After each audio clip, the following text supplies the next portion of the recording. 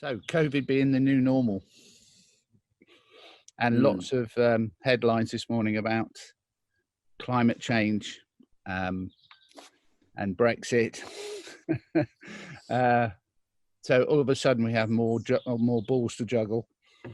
So it's interesting what's becoming important. So how do you feel about it, Rachel? What do you think the new normal is going to be like? I'm not sure I could say, actually, because I think we have no idea what Christmas will look like at this moment.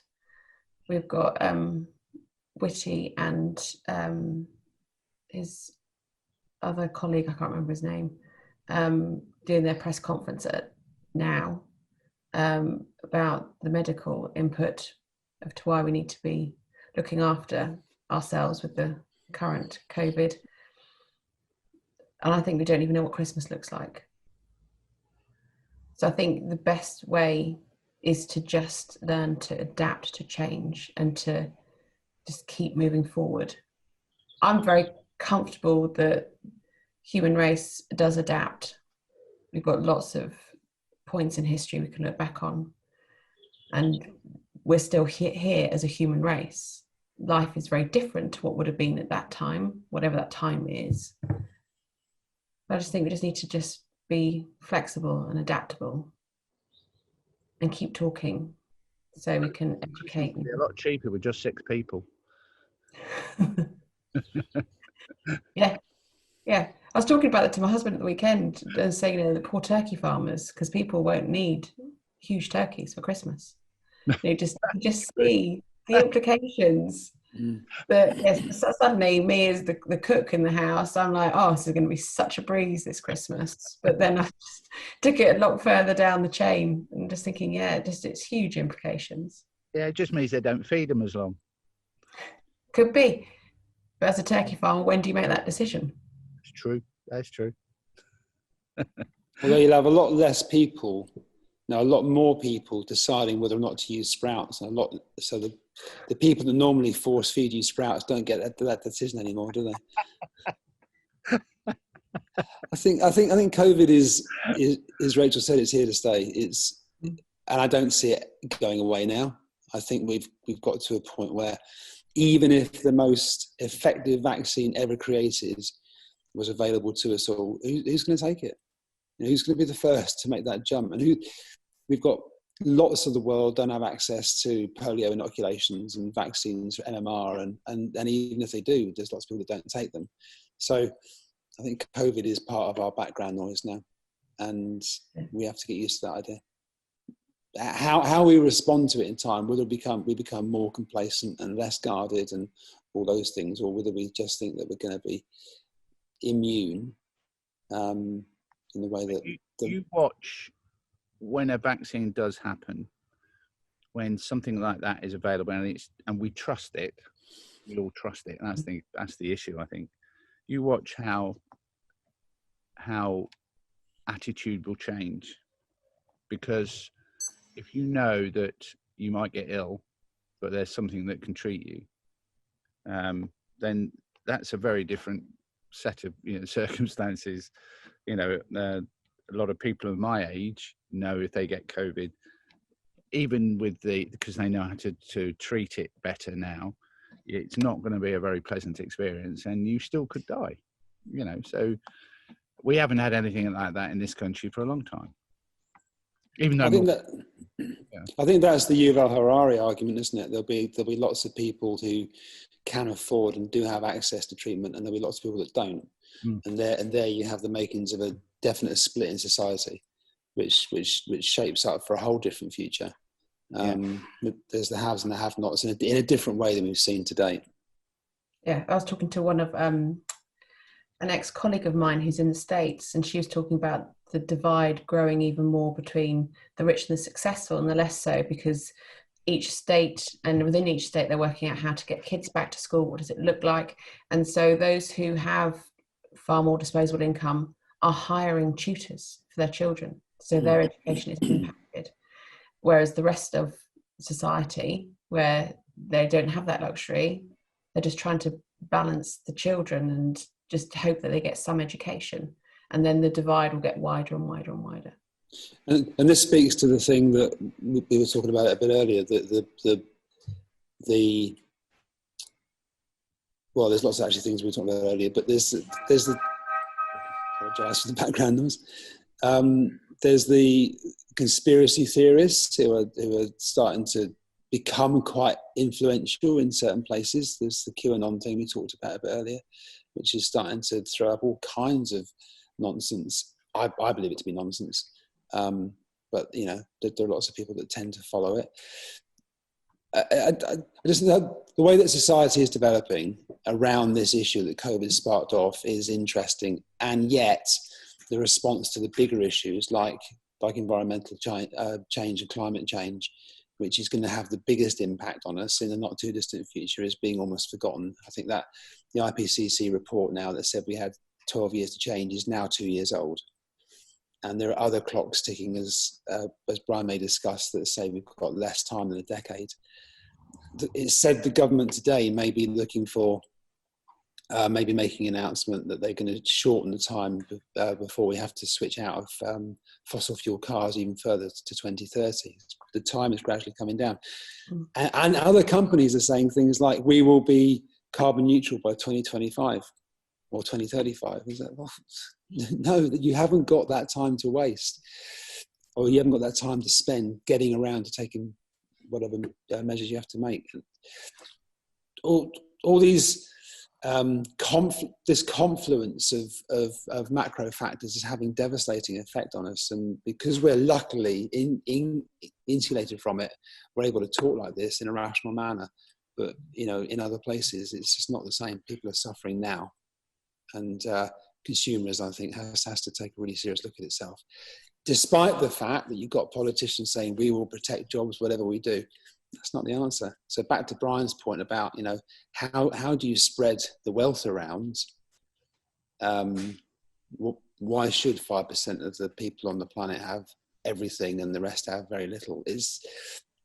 Those are serious structural conversations to have and actually make a move towards. So when we had lockdown, we had furlough and we had people getting paid for doing nothing.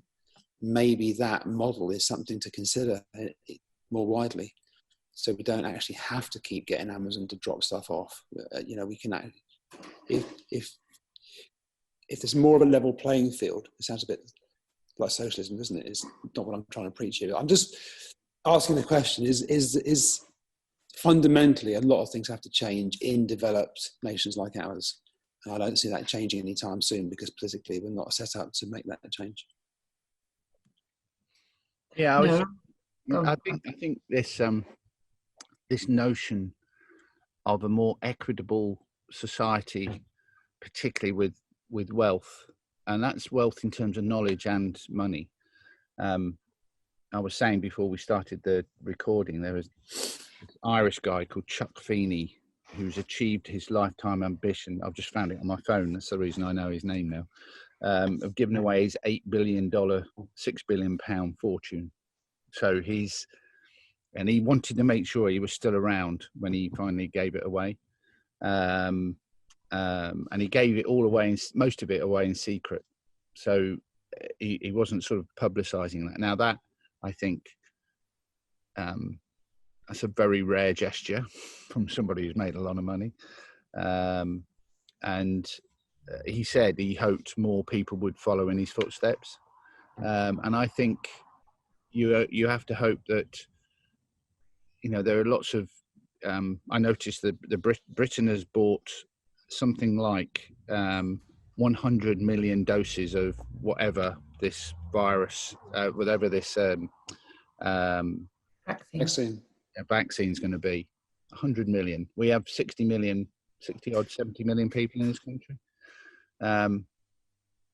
There are lots of places that won't be able to afford, you know, so the states have bought 3 times as much as they need, for whatever reason.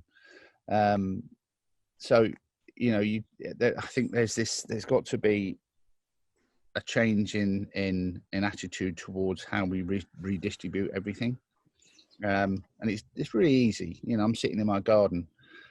talking to two good mates of mine here about it. But we all have to do something about it. I think we all have to follow Chuck Feeney's attitude, if anything. I wish I had the 8 billion to give away. I quite enjoy that, I think. There's lots and lots of news content out there, I think, that bangs the same drum as we've just been describing here, the three of us. And there's not so much direct advice coming from anybody. We know the world is burning. We know the temperature is rising. We know the ice caps are melting. We know that plastic needs to be used less. We know that people are impoverished and some haven't got access to healthcare. And we know everybody keeps saying it. And I think the younger generations are saying, so get on and do something about it, because we can't yet. You guys we're the guys that have got to make the changes, our generations. And I really beginning to feel that pressure quite keenly. Not least of all because we have that conversation in the house across two generations, but it's almost getting to the point now where people like us have to become apologetic for doing as little as we have, or having caused as much damage as we have. And yet we were born into this situation so contextually, it was normal for us. Whilst I would criticise QAnon for using social media for bad purposes, I think social media has made it easier for our children to consume the information without the bias filters on them that we've had to suffer, like the BBC and other news outlets. They may say they're independent, but there's a bias. The Guardian, the Telegraph, the Times, all have their leanings. So yeah, I think it's. Hopefully when we come back to this conversation again, hopefully I'll have something to say that's a bit more positive than just banging the same drum as you two and everybody else. Be nice to say, right, this is what I'm doing differently. Apart from being a vegan and selling e-bikes, I'm now going to do X, Y, or Z. Don't know if I can do that. Let's see. But I don't think it's just what we can do, which I think is really important. I think it's on our immediate circle of influence. I think we need to have a stronger voice to make the changes happen. So a friend of mine, she watched the BBC documentaries about plastic and got her 3 children to watch it, and they all decided to go plastic free as a household. And they could do that because the husband works in a very successful role, because their weekly food bill went up it tripled in cost.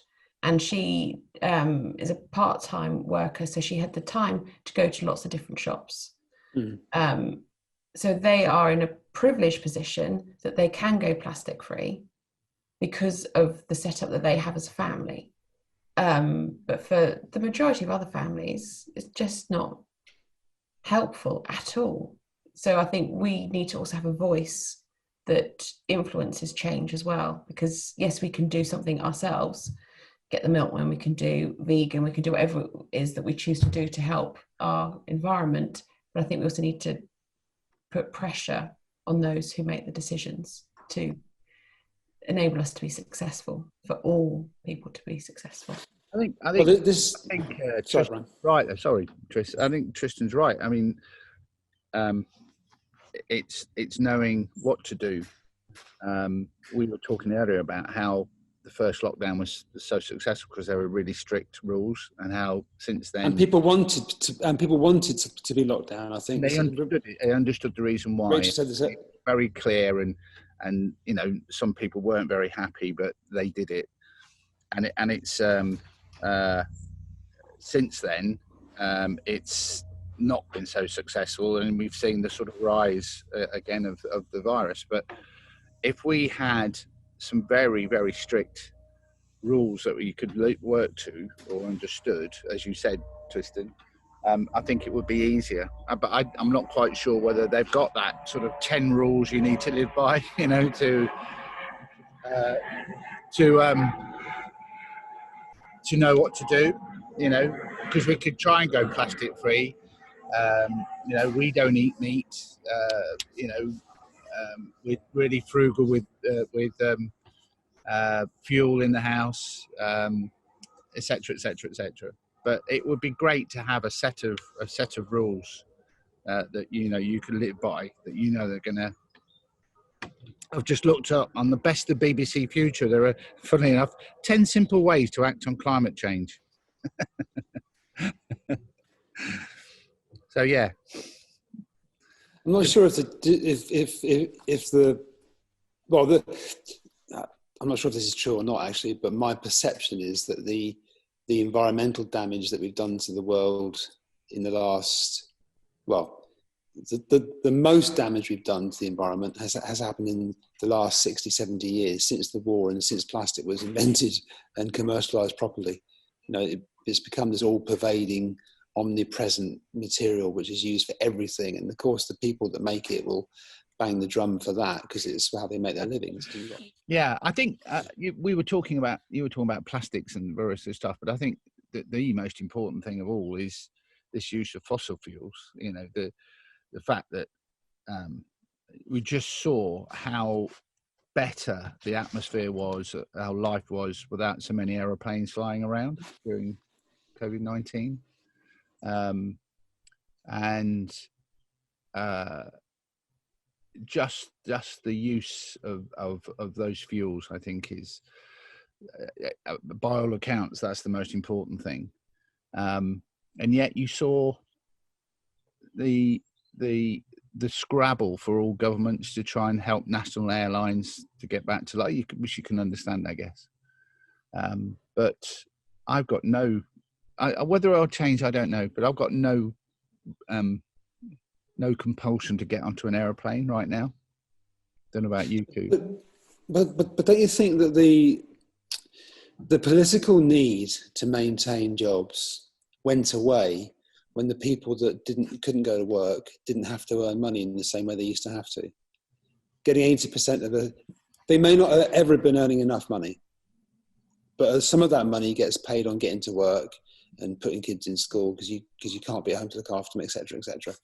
So by giving people a flat income, 80% of what they used to earn, it gave those people chance to reconsider what they're doing as well. And now we're seeing migration from urban space back out into rural space because people realise that commuting 3 hours a day is a bit pointless. It gave them time to think.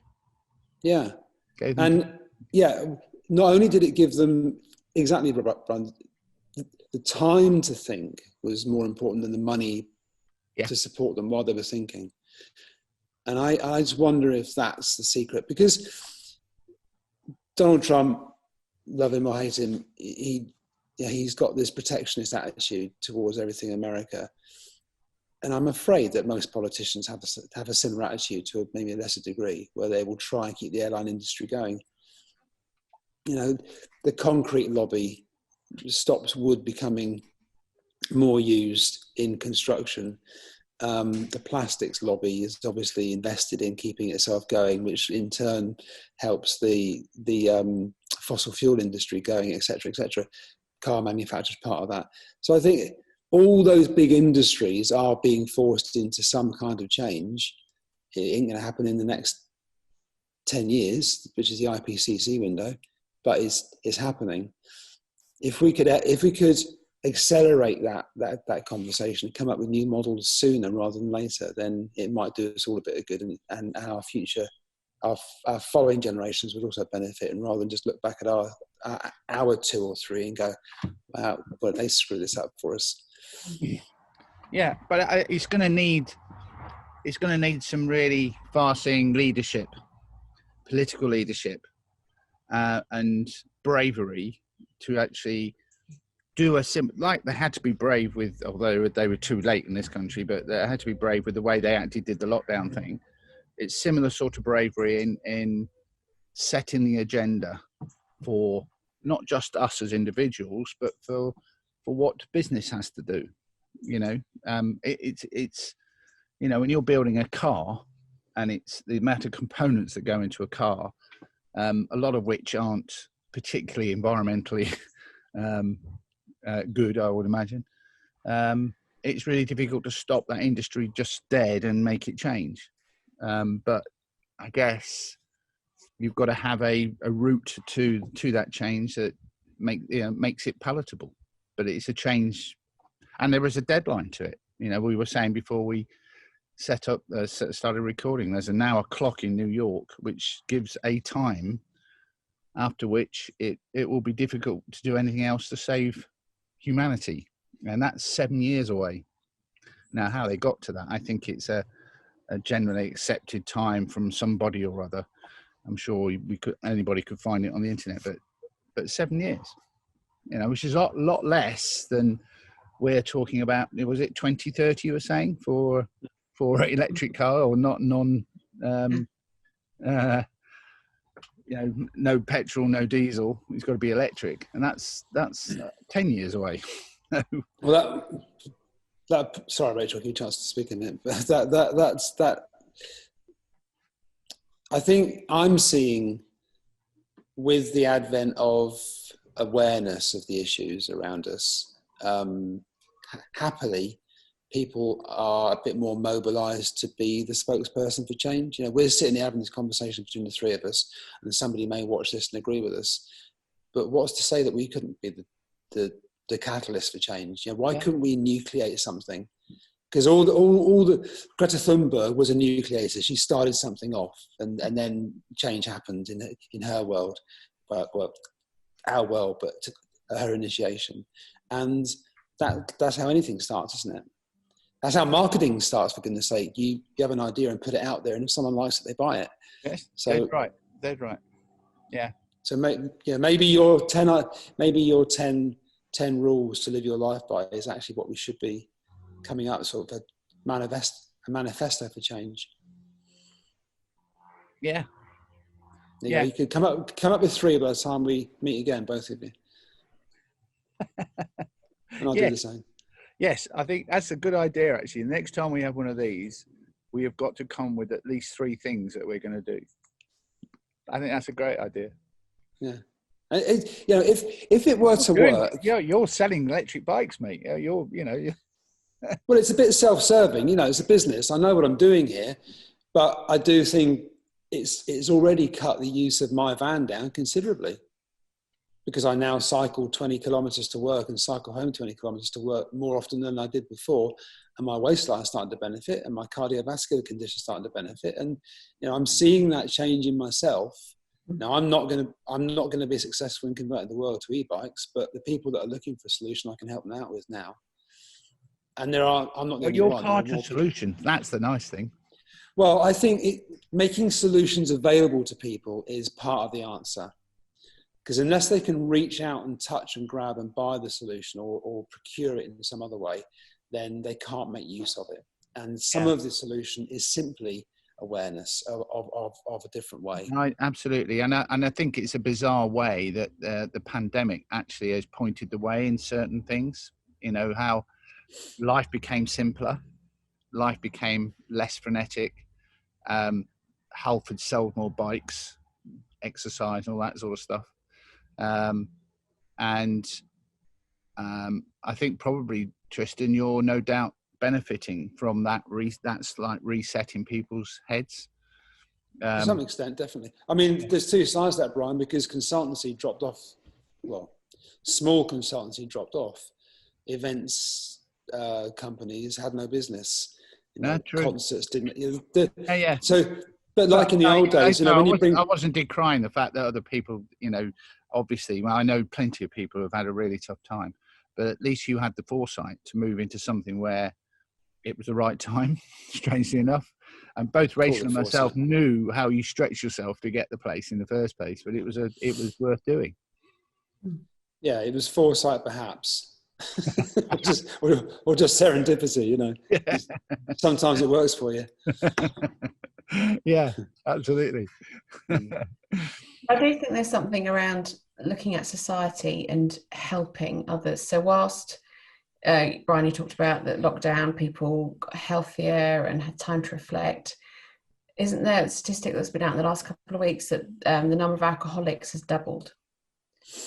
So it's trying to find a solution or solutions that can help all of society, wherever their starting point is. Because whilst others have hugely benefited from the lockdown. Others really haven't. No. Look at domestic abuse victims. Yeah.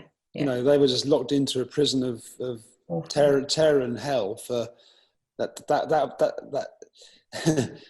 Why that happens is really hard to understand if you aren't involved in it or a practitioner of it. But goodness sake, you know, the people that suffer from it have been in a really bad place for a long time.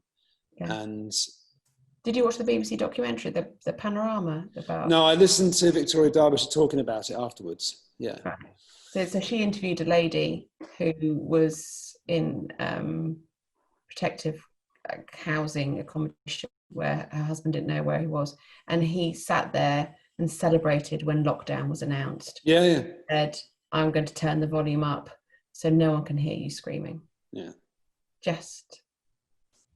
So I think the solution or solutions needs to really look across the whole of society and see how it can work. It's just a really complicated subject. Well, we as consultants, we've always tried to run projects that culminate in a face-to-face set of workshops, because only by getting people together and running through the options can people decide on their roadmap, you know, which is their priority list. So what's going to happen first, second, third, etc. And I believe anyway, if you're an advisor to anybody, if you walk in and say, right, these are things you need to do, it's easy to say yes or no. The response is just binary. So getting the workforce, the staff, the team into place to evolve it and develop it and tear down your ideas and build them back up and consolidate and do, then it's theirs. They believe it, they have ownership of it, and it can happen. That job for society is almost impossible even to consider. But at some time, someone's got to say, right, this is a better way. Now, like it or lump it, change it or morph it or adapt it to yourself. But start with this. And I don't see that coming from whatever your leadership is at the moment. Because everybody is approaching the world with a very short-term attitude and ignoring the bigger issues that, you know, the world is burning and the world's getting hotter and the seas are rising. And whether you believe in climate change or not, you know, that could be a cyclical thing as well that happens over billions and millions of years, but it's happening. And yet, but the world does have organisations that are trying to do something about it. The focus has shifted from those organisations to people like the World Health, or, you know, WHO, and but you've seen how, you know, certain countries are just ignoring that because of their attitude. One of the reasons, you know, we need to, or the Americans need to get rid of Trump is we need America back in the Paris Agreement, because if the biggest country in the world, the most richest country in the world, isn't part of that, then it's got a lot less credence. You're going to have other people saying, why should I, if they don't? Because it needs to be a consensus. It needs to be commonly accepted that that's what needs to happen. And we need a driver for it. We need a Greta Thunberg times, you know, on speed to make it happen. Well, when she gets Tony Blair's job and becomes president of the world, we'll all be okay, won't we? Because, you know, bless her. Well, you know, a female voice in a and a very singular voice as well, I think would be a really good thing just now. Yeah. I think it would too. Actually, just any voice, to be honest, any voice that has a plan. I read Barack Obama's book, well, both of his books in lockdown actually, and his new one's just about to come out. But the second book that was his manifesto was actually one of the best political books I've ever read, because he actually went through all the things he thought were as important, and he was so lucid and so. And you know, there are people who didn't agree with how he acted in his presidency, but he was very lucid about what he thought was right and fair, equitable. And he was talking about a lot of the things we talked about here. He was a bit hamstrung by what happened in the States before he arrived. But that's the type of personality we need. We need that sort of leader, I think, that sort of leadership, if you like. But I think at the moment, in terms of global politics, there aren't many people that I think all of us would trust with that. It's interesting, isn't it, that a young autistic Swede, a female autistic Swede, becomes the sort of focus because of her, the way she could be, the way she was, becomes this global icon because she was so determined and so what's the word? She was just so focused. She was also very, very, I don't know if she was aware of it, but she was very able to cut through the shit. There was no flaring it up. You're burning my future. You're killing me. Absolutely. You've had my childhood. And that's where being on the spectrum helped, because she wasn't bothered. If you listen to her mum and dad talk about it, I mean, their worry was that she was going to be too blunt, Yeah. But it's what was needed.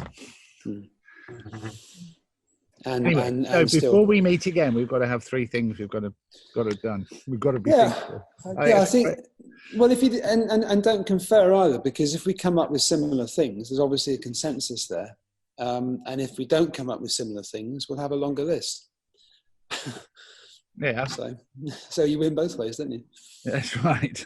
And if anybody watches this and put some comments into YouTube to throw their 2 pence in as well, that'd be great. That would be very good.